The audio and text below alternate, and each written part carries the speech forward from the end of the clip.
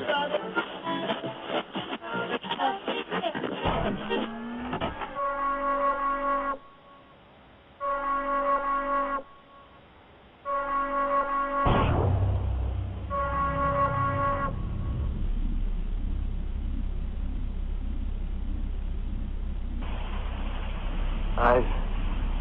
seen things people wouldn't believe.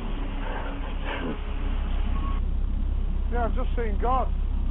Did what? Just seen God. Did you? Yeah. What did he look like? Look like me. How do you mean? It was a double of me. Well, it's written in the Bible, isn't it? God made man in his own image. Yeah, but not a specific man. No, but if you'd spoken to him, it would have looked like you. But you didn't. I did. But it looked like me. Are you the first? The first one. You've always been visited.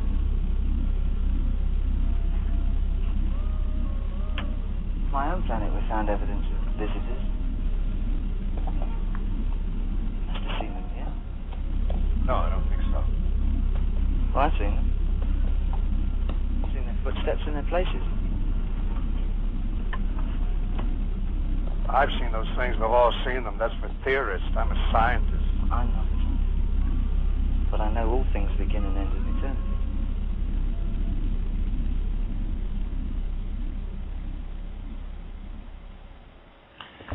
Good morning and welcome to another edition of the Daily Farcast. I'm Robert Phoenix. This is the Eternal Now, and today we are graced and blessed to have Dr. Bruce Lipton, PhD, on our program, on my program today. And how this all came about is I was at the Harmony Festival, this was back in June, and I was meandering around backstage, and I saw this man who was absolutely radiant and beaming, and we had a moment. We had a very interesting moment. And I said, "Who are you?" And he said, I'm Bruce Lipton. And it was an interesting moment for me because I had just had a session with a woman who is an alternative health practitioner over in the Marin County area, San Anselmo to be specific, and she does something called NMT, which has proven to be actually neuromodular technique, which has been very helpful to me. And she had actually seen Bruce speak and was just, waxing poetically about Bruce's ideas and his discoveries. And so that's when Bruce really, hit my radar. And I think it was about a week later, there I was backstage at the Harmony Festival, and we were two satellites circling in orbit with one another. And I said, "I want to interview you." And he says, "I want you to interview me." And that was a few months ago, and I put the request in, and it was great that Sally, his PR person, took me seriously and actually was able to schedule this. And if for some of you out there who may not be aware of who Bruce is or what he does, let me just quickly fill you in.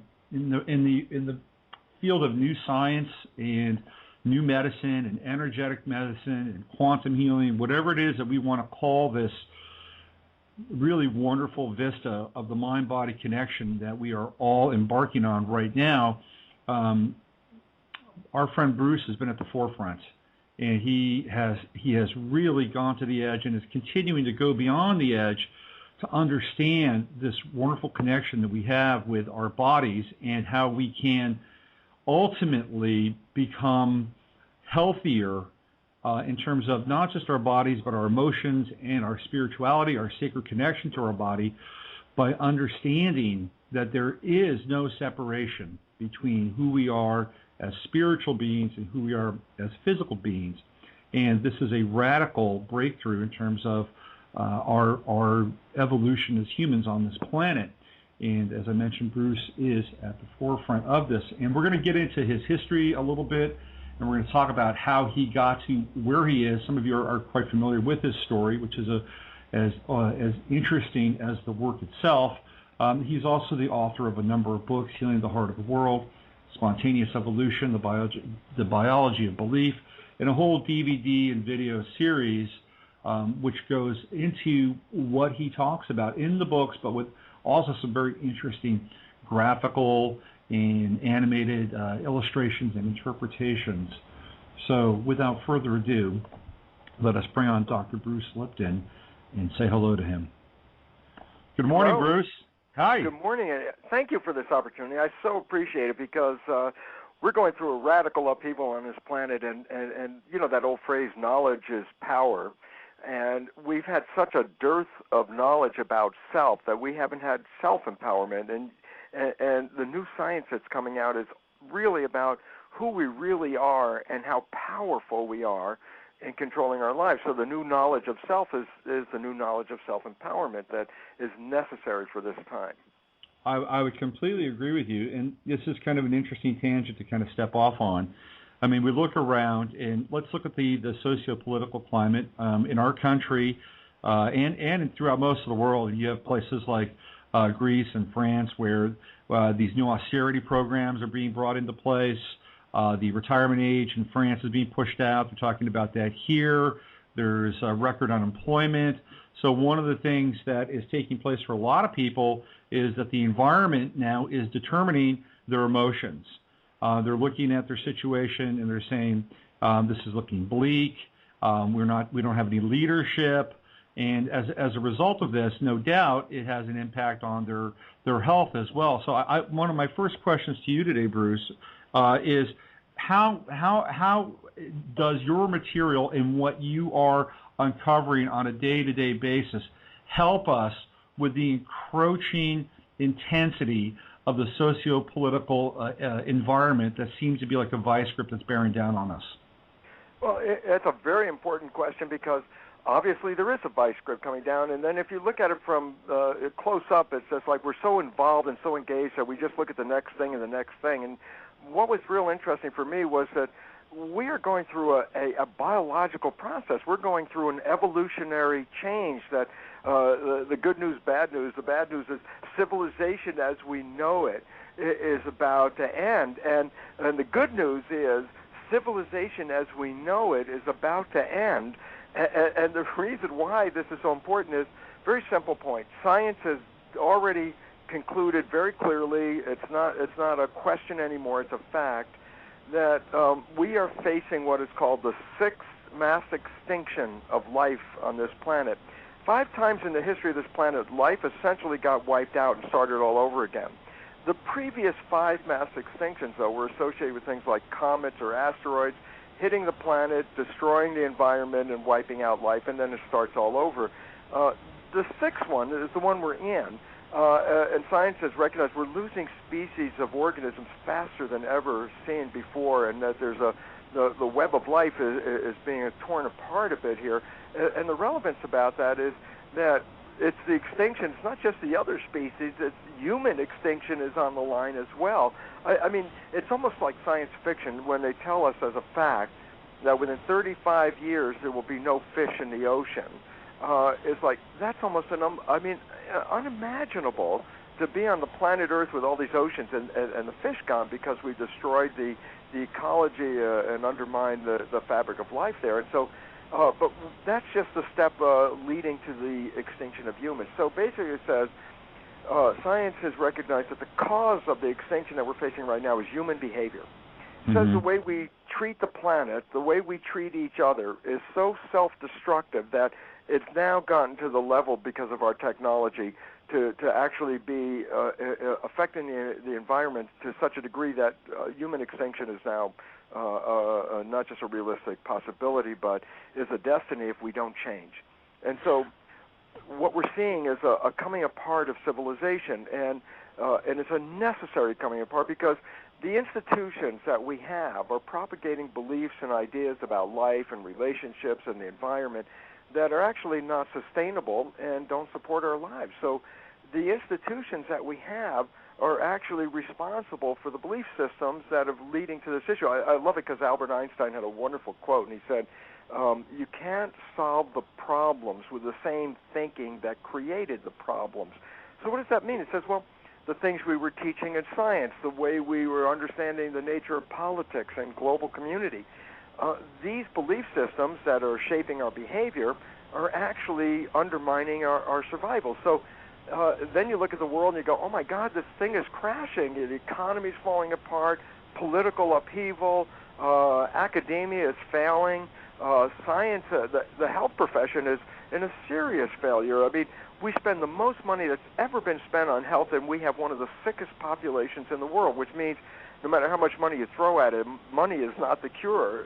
It's just that the belief system has been wrong. So it says what? It says, well, according to Einstein, it says that these belief systems and the institutions that support them are the problem. And so when you look around and you see these things crashing, and a lot of people are, oh my God, I'm so afraid the world is falling apart as I know it. And I'm one of the few people standing there going, wow, this is great, because if it doesn't fall apart, the writing is already on the wall. You just continue what we're doing right now, and within about 50 years or so, human civilization will be right on the edge of its last leg. So it's like, rather than being afraid, it's really, we should be looking at this is an important evolutionary upheaval.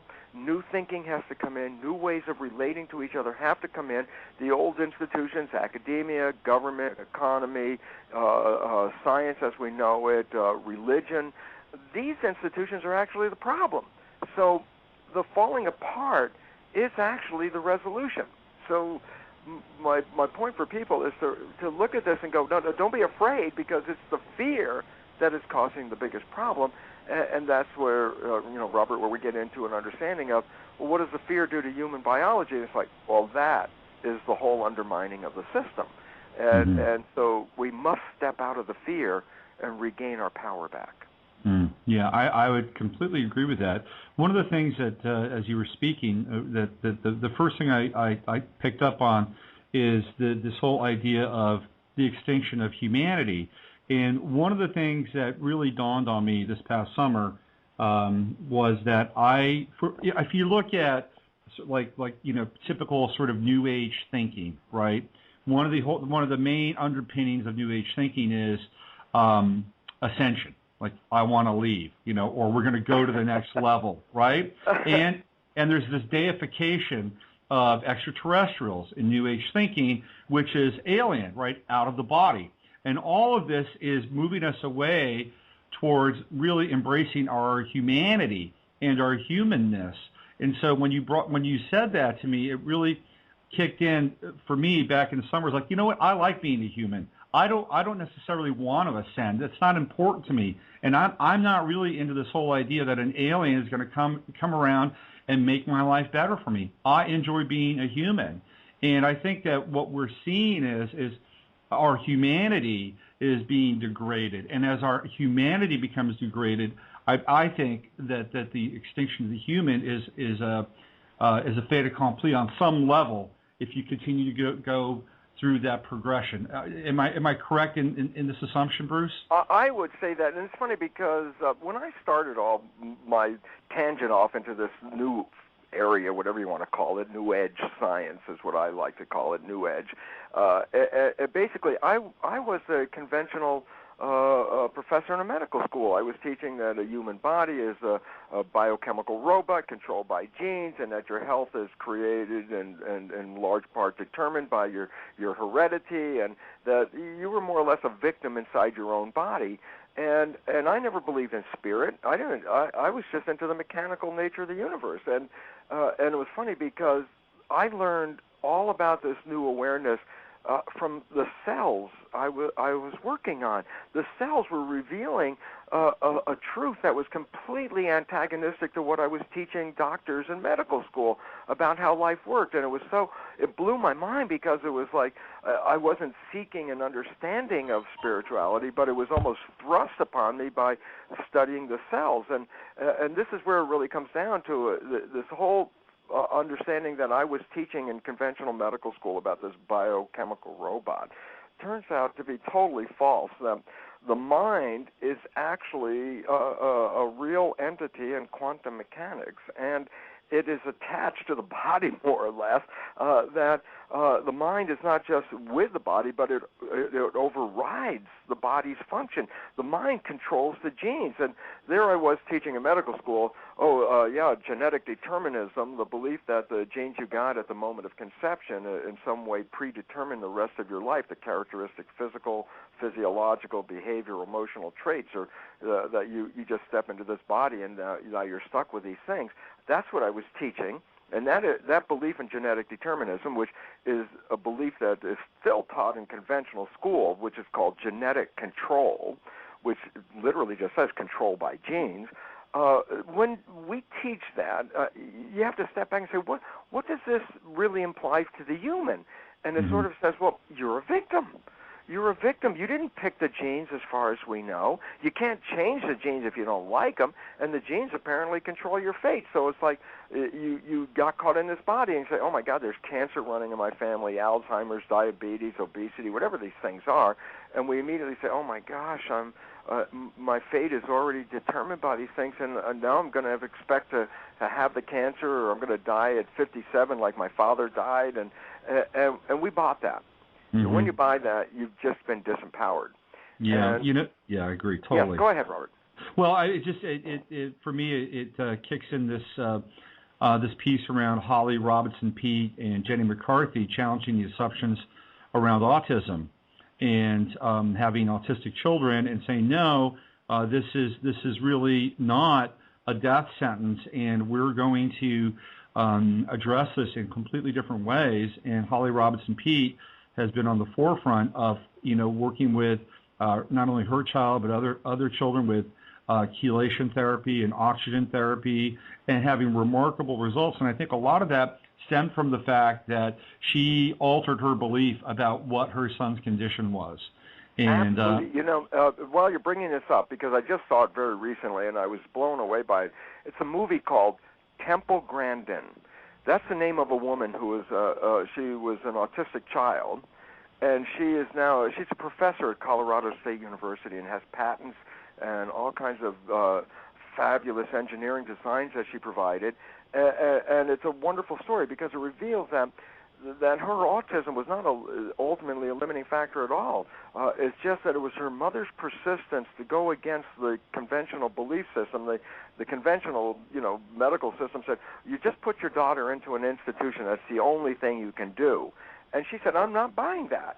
And again, it was mind over matter. And she changed the way her child was not going to be classified with these other autistic kids, and she gave a whole different belief system, and that belief system allowed her child not just to get out of the autism part, but to actually become a professor at a university. So the concept that we buy into, your biochemical robot is broken and you got these bad genes and therefore just accept these fates, is a total fallacious, disempowering, and very, in a sense, most importantly, financially destructive belief system. And that's why even the United States at this moment, which is facing a massive financial crash coming, one of the biggest issues we're facing is the cost of health care. And it's health care based on a belief system that doesn't work. That's why we spend all this money on the health care, and it's not very effective. And it's a simple reason. The science that is directing our current health care is flawed. It's totally flawed because it turns out the concept that we talked about, genetic control by genes, is a complete misunderstanding. The new biology is actually, and it's coming out to the world, it's taken a while, it's called epigenetic control. And you say, well, genetic control is control by genes. I said, what's epigenetic control? And that little prefix epi turns the world upside down because the little prefix epi means above. So if I say epigenetic control, then literally what I'm saying is control above the genes, and this is the new science because it reveals how our perceptions and our beliefs about life actually select our genes and can modify our genes and ultimately then control our genetic expression. So it turns out things like cancer, which we always blamed, genes and heredity are the cause of cancer, and it turns out 90% of cancer has no hereditary linkage at all. 90% of cancer is lifestyle. That cardiovascular disease, over 90% cardiovascular disease, lifestyle. Diabetes, lifestyle. And it's interesting. I say, well, wait a minute. What does that mean? I say, we see them as organic diseases, and yet they're not. They're actually consequences of the way we've been living, which basically says, if you change the way you live, then that means you can get out of these diseases. The answer is, that's what the whole story has always been about. That thing called spontaneous remission, a person on a terminal case of cancer on their deathbed all of a sudden gets well. The miraculous healing. It's like, well, it wasn't really miraculous because now we understand the foundation. They had a profound change of belief about who they are and how they respond to the world. And when they change their belief system, they instantaneously change the genetic readout. And all of a sudden it's like, yes, this is the lesson that we're supposed to be learning, that we are not victims of our genes. We are masters. But if you've never been told that, if you never had any science or family support of your belief system, you can control your health. And I would say, even think about this. There's this group called Christian Scientists. And what do they believe? They believe that, yes, your health is controlled by your spirit and your thoughts and your belief systems.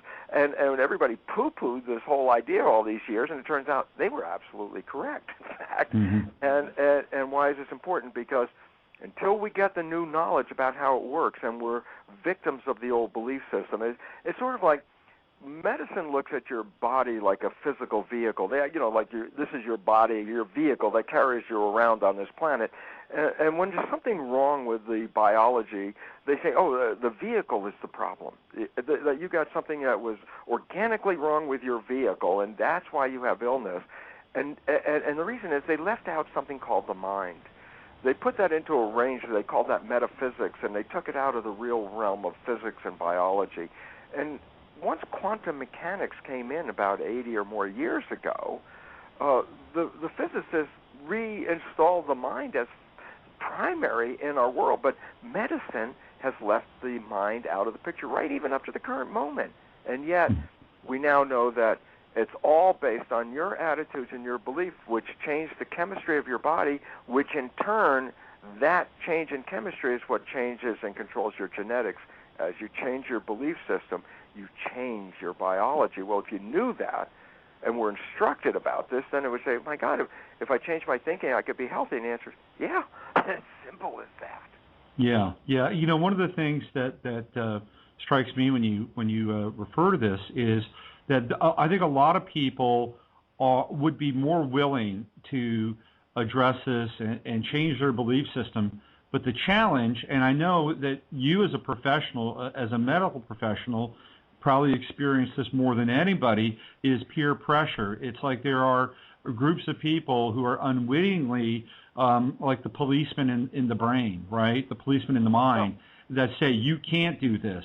If you do this, exactly, if you do this, this will happen to you. If you don't vaccinate your kids, this is what's going to happen to you, right? And if you believe that thing is going to happen to you, that's when it happens. So it's like, oh my God, it's a self-fulfilling prophecy. The ad that says you're going to get 5 flus or something in a year or whatever the heck it is, when people believe that, those are the people who get the flu. And who are the ones that don't get the flu? And those are the ones that, when the flu is going around going, I don't have time, I can't afford it, I got too much work to do, I can't get the flu. And It's like they walk through the middle of the flu season with no flu. It's all the other ones that are thinking, oh my God, I'm going to catch the flu. And as soon as they believe that, then they catch the flu. Or they get the flu shot, and then they get the flu from getting the flu shot. Absolutely, right? Because they're already in fear of the flu. And that's the problem, is what you fear is what manifests. And so, and if you don't know that your fear had anything to do with the manifestation, then you go back to the victim thing. I was like, there are forces outside of me that are controlling me, especially these genes and these viruses and these bacteria and these parasites. They're just, taking me down. It's like, people don't realize how powerful they are. they're so powerful. They can walk across fire, people know that. They're so powerful that I use these articles in my lecture, and I show them right out of the newspaper articles about women who pick up a car because a child is caught underneath the car, and it's like, pick up a car? That's unimaginable. I say, to the audience, I say, listen, let's leave the auditorium, go out in the parking lot, and see who could pick up a car. Obviously, nobody can pick up a car. And I say, well, how did this woman pick up a car? She's not even an athlete. And the fact was, it all comes down to the belief system. Her child's under the car. She doesn't entertain the belief, I can't pick up the car. There's like nothing is going to stop her. She picks up the car. And the fact is, we could all do that, but most of us can't do it. Why? Because I can't lift the car. Oh, that's the belief. And as soon as you say that, or I'm going to get the flu, that's the belief. Or I'm going to get the cancer because it's running in my family, that's part of the belief system as well. It's very interesting. Here, just think of this mind-boggling fact. Think of this. They found that when they studied children who were adopted into families that had a lineage of cancer, that the adopted child would get the cancer, excuse me, with the same propensity that any of the genetic siblings would get it. And yet the adopted child came from totally different genetics. And so it's like, how did it get it? Because it was in the family where the belief systems were programmed into the child, and now we recognize it wasn't the genes that caused the cancer, it was the way you live your life and the belief system. So a child with totally different genetics will get the familial cancer and not even have the genetics. The genetics is, what does it mean? It's like, it wasn't genes that caused the cancer, it was how you live your life that causes the cancer. Right. At some point, you had to make a break from the traditional thinking in your professional peer group. What did that entail for you, and how did you deal with their hammering at you with their belief system and ultimately overcoming it so that you could get out on the edge and do the work you're doing? Well, you're right. The first thing is when I started getting my results, the experiments were so simple that I could explain it in a couple of seconds, and you realize how powerful they were. I was cloning stem cells, and you think, oh, stem cells are that's that new stuff they found. And I go, no, wait, I was cloning stem cells 43 years ago. There was just a handful of us in the entire world that were working on stem cells. These are multi-potential cells. So I would get one stem cell, put it in a petri dish by itself. It divides every 10 hours. And so after a couple of weeks, I've got thousands of cells in the petri dish. But the fact is this, they're all genetically identical because they came from the same parent. So here's where the experiment is. I split up this petri dish with thousands of cells, and I split them up into three. The cells, I put them into three separate petri dishes. So I have genetically identical cells in three different petri dishes. But here's what I do. I change the growth medium or the environment for the cells. In each of the dishes, I change the chemistry a little bit. And in one dish, the cells form muscle. Another dish, they form bone. And in a third dish, they form fat cells. And then I ask the simple question, what controls the fate of the cells? And the answer is, well, they were all genetically identical when I put them in the dish. And so that the fate of the cells wasn't determined by the genes, it was determined by the environment. And it was like, oh my God, I'm teaching in medical school the students that genes control life, and in my petri dishes, the cells are revealing, no, it's the environment you put the cells in that control the genes. You change the environment, you change this genetic readout. You take a dish of my cells, healthy cells, and put it into a less than optimum environment, not a good environment. The cells immediately start to get sick, and they start to die, and then you say, oh my God, what drugs should I give the cells to make them healthy? And then here's the joke. You don't give them any drugs. You just move the dish from the bad environment back into the good environment, and the cells get healthy again. And it's like, so the fate of the cells was not in the genes. And then, so you say, okay, Bruce, that's a nice experiment in a petri dish. What does this have to do with me as a human? And now here comes the profound joke. We look in the mirror, we see ourselves as single individual human organisms. And I go, well, that's a misperception, because in truth, you're actually made out of about 50 trillion cells. It's the cells that are the living entities. When I say me as a human, Bruce, I'm talking for 50 trillion cells. I'm a community. And so why is this relevant? Because I said, the joke, a human is a skin-covered petri dish. with 50 trillion cells inside. And just as I said, whether you take your skin-covered dish or your plastic dish of cells, you move it into a bad environment, the cells are going to get sick. And you say, well, what drugs do you go? I say, no drugs. You just take that dish, be it skin-covered or plastic, put it back into the good environment, and the cells will immediately get well again. And then you say, well, okay, now in the Petri dish you had growth medium. That you changed the chemistry. I go, okay, wait. Just to make it all understandable, the human skin-covered Petri dish has a culture medium, and it's called blood. And I say, yeah, the chemistry of the blood it controls the fate of the cells, just like the culture medium controls the fate of the cells in the plastic dish. And then you step back and you ask, and here's the final connection. Okay, you change the chemistry of the blood, you change the fate of the cells. I go, yes. I say, then what controls the chemistry of the blood? And then I go, the brain. It's the chemist. And I go, yeah, but how does the brain know what chemicals to release? And I say, it's our perceptions.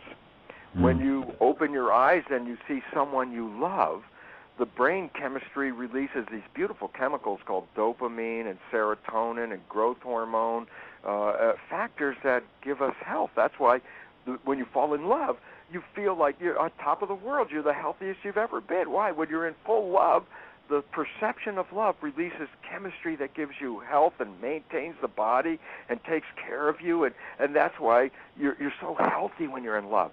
And then I go, yeah, but the same person, if they open up their eyes and see something that scares them, they release different chemicals.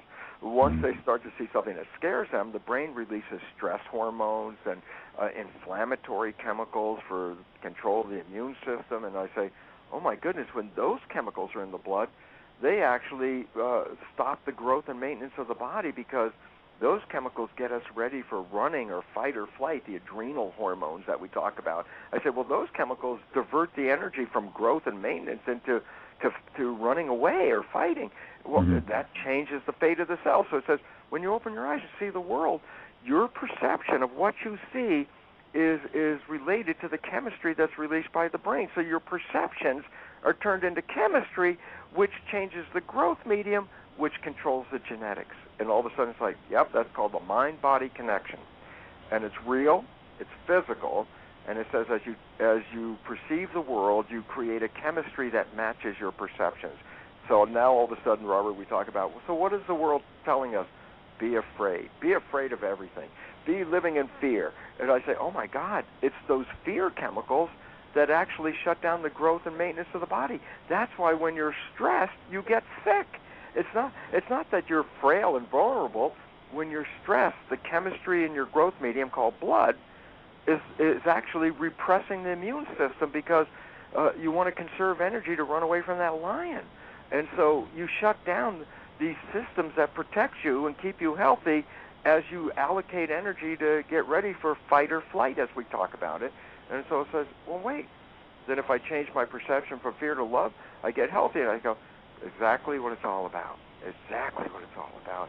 And yet, look at the world. Turn on the television, read the newspaper, get onto the web, and all you hear about is be afraid, be afraid. It's like, oh my God, just the thought of that alone is what's causing the high rate of illness in the United States, because we've been living in fear, especially after 9/11. A simple little fact to back it up. Every year after 9/11, for 5 years in a row, the drug companies made 20% more profit because people were sicker living in the fear. After 5 years, the drug companies make 100% more profit just by scaring the people. And I want to tell you, that's not an unknown. It's only unknown to the public, but it is unknown to the people who control the belief system. Right. Well, this is getting to the heart of, I think, the whole concept of personal empowerment and changing our cultural paradigms. I'm still curious, Bruce, as to, when you had that moment where you said, you know what, all of my allopathic training is running counter to what I'm now experiencing and understanding, and you had that moment, you had that epiphany, and you went to your peer group, and they said, look, man, we've spent literally thousands and thousands of dollars to learn stuff, and we are deeply invested in this model, because professionally, this is how we make our bread and butter. And Bruce, you're wrong, because we're professionally invested in this. How did you stand out on that edge with the courage of your conviction and say, no, I'm going in a different direction, and this is where I'm headed? How did you do that, and what was that like arriving at that moment? Well, the first thing that happened was the research that revealed that the environment was controlling the genes rather than the genes controlling life. That research was published in scientific journals, meaning it was peer-reviewed. It was seen by my colleagues because they didn't believe it when I was showing them. And they tried to write me off as, well, you're just an exception to the rule. I go, this is too profound. This is not an exception. This is so fundamental. They argued with me, and I argued with them, and they just wanted to discount it, even though it was published. They just didn't, because as you mentioned, look, everybody's thinking this way, and you're thinking that way, so you're wrong. And I thought it's sort of that statement, well, science is determined by a show of hands, meaning, hey, how many people believe this? All the hands went up, and so they believe that. And it's like I'm out there in the corner with my hand up in this other direction.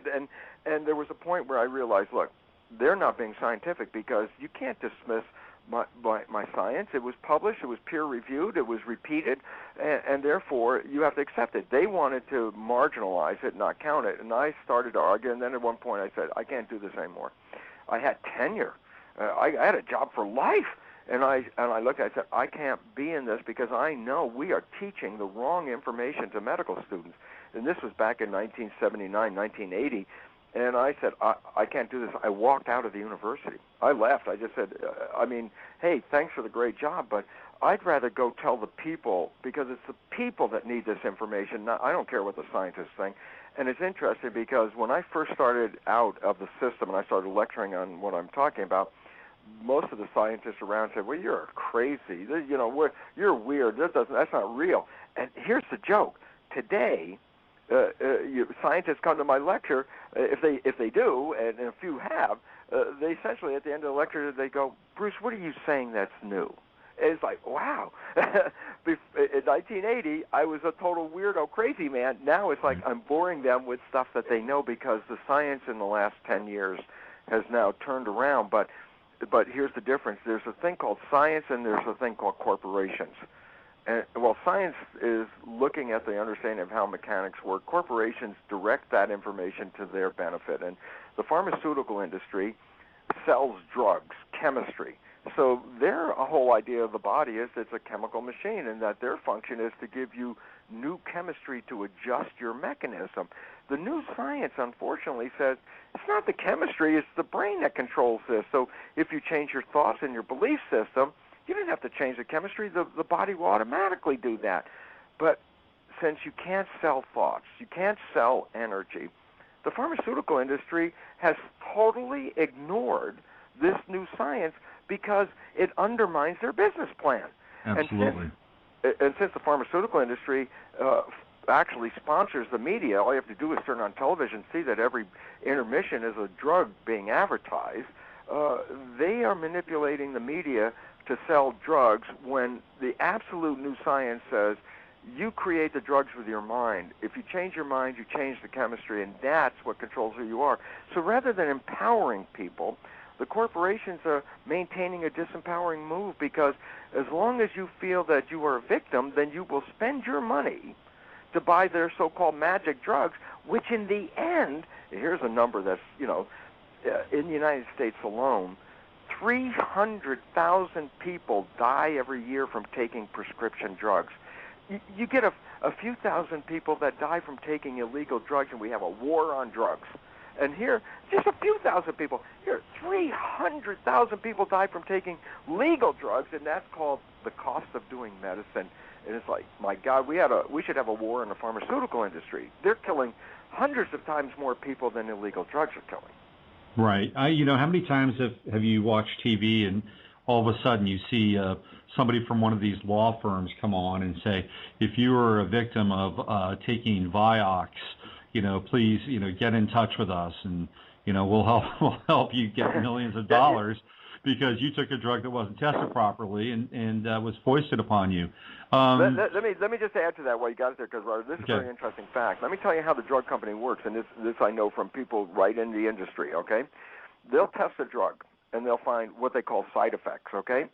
First thing, the word side effect is a euphemism to make it feel like, oh, that's just a little thing that happens occasionally. No, side effects is the wrong word. The word is direct effects. The drugs cause these things. That's a direct effect. But if a side effect, listen to this, if a side effect is found that people can die from the drug, you would think when in a real world, oh my God, that drug can kill people. Well, we can't sell that drug.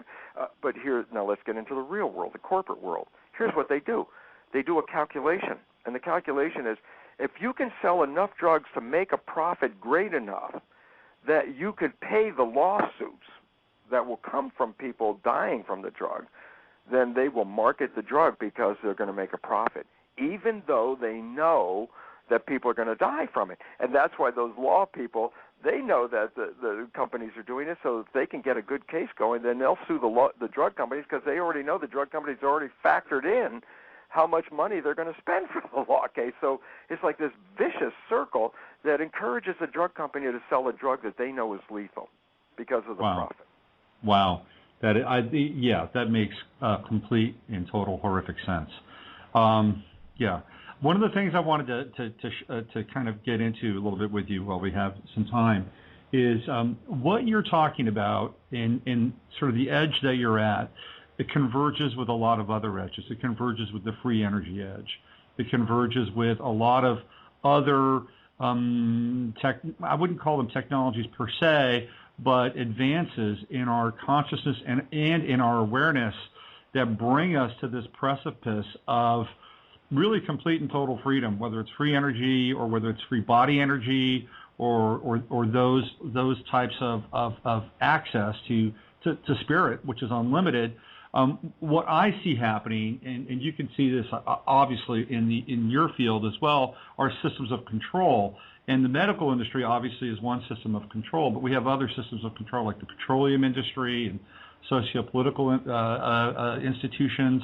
And ultimately, what I've seen sort of as a kind of a dark descent into what I would call de-evolution is this whole vector towards nanotechnology. It's like, okay, here's where we're taking this. We're going to now take it from drugs and medicine to actually inserting machines into your body. And what you're talking about is completely counter to that. And I'd love for you to just kind of expound on your model versus the transhumanistic model. Oh, this is where I go back to the power part, because if I program you to believe that you're a victim, then I programmed you to buy my cure for your victimization.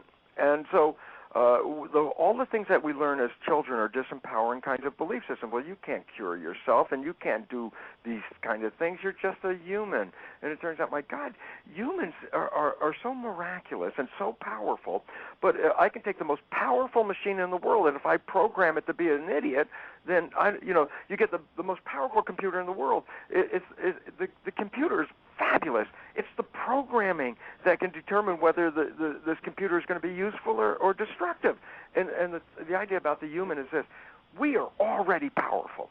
Any weaknesses that we have, we experience in this planet, are basically weaknesses of programming, not weaknesses of our organic capabilities. We are so powerful. That's what I was trying to talk about. I love this. I use it in a lecture.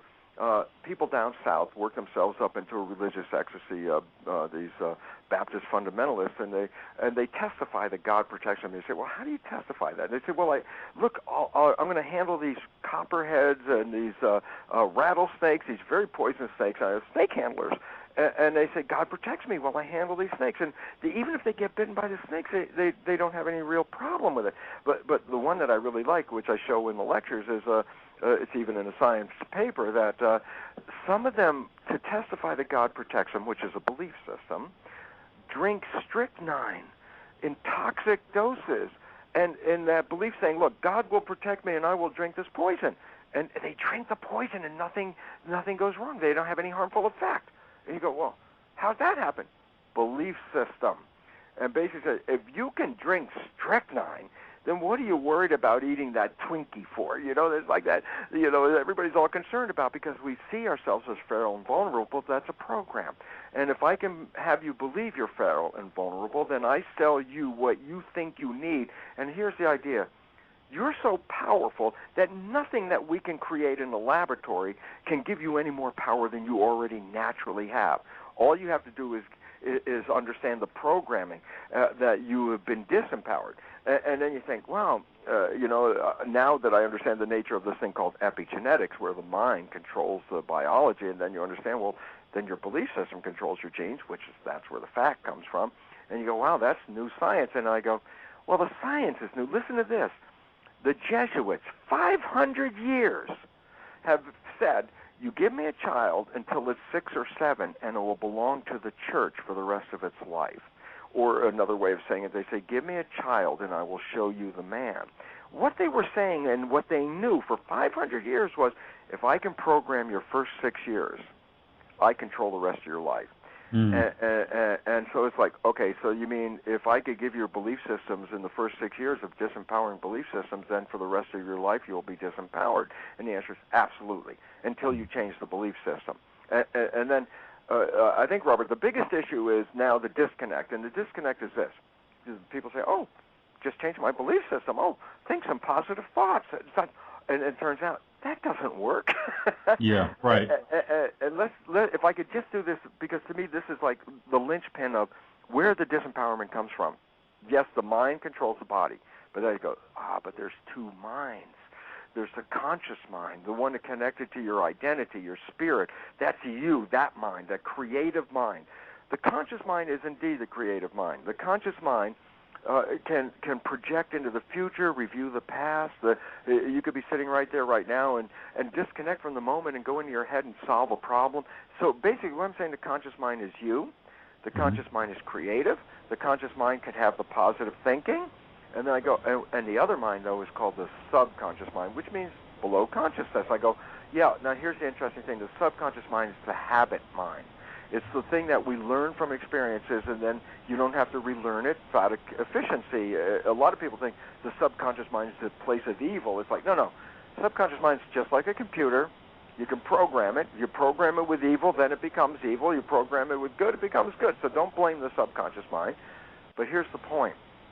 The subconscious mind is habit. It only lives in the present moment. The subconscious mind doesn't say, oh, I learned that when I was 5 years old and I don't need that. No.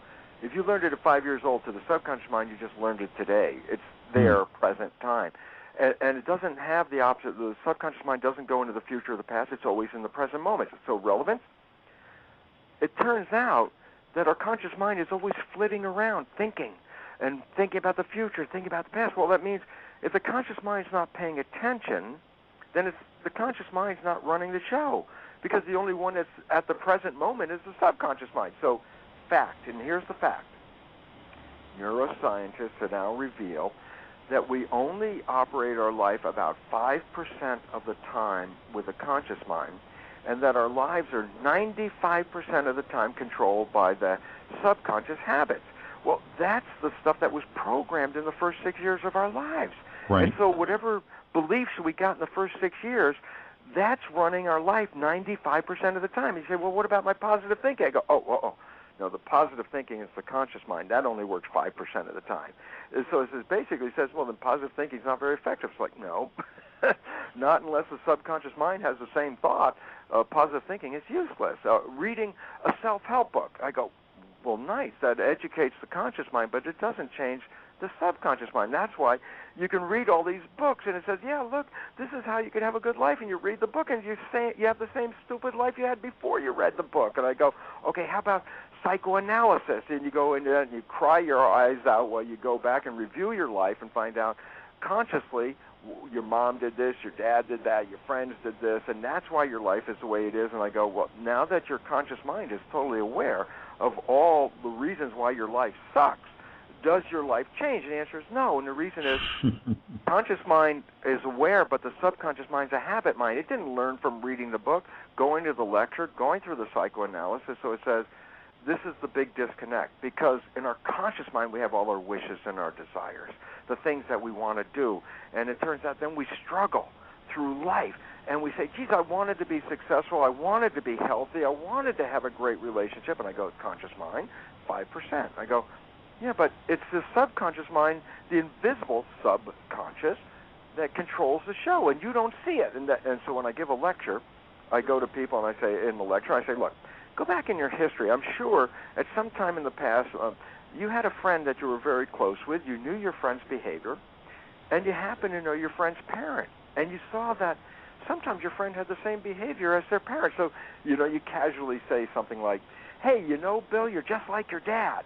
And Bill would be the first guy who would be like totally ballistic, like, how can you compare me to my dad? Mm-hmm. And I tell people, now here's the 2 profound points from that amusing story. Number 1, everyone else can see that Bill behaves like his dad. It's only Bill who doesn't see it. Why? He got the program of habit from studying his dad in the first 6 years of his life.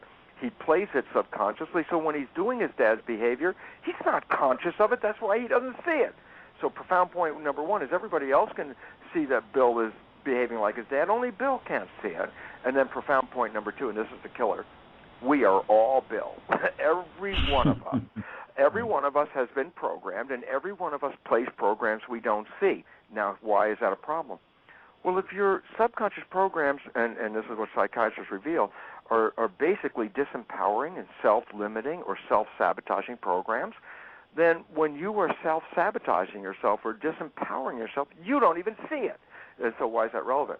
And then I go back to the story. It's like, I wanted to be successful, and I'm struggling with life, and I'm not getting there, so it's not in my fate. I got a bad cards. I didn't get dealt a good hand in this life. Forces outside of me are preventing me from getting to this, and it turns out, no. It's our own subconscious mind that's working 95% of the time. It's invisible, been programmed by other people. Right. Because it's been programmed by our family and our community in the first 6 years of life.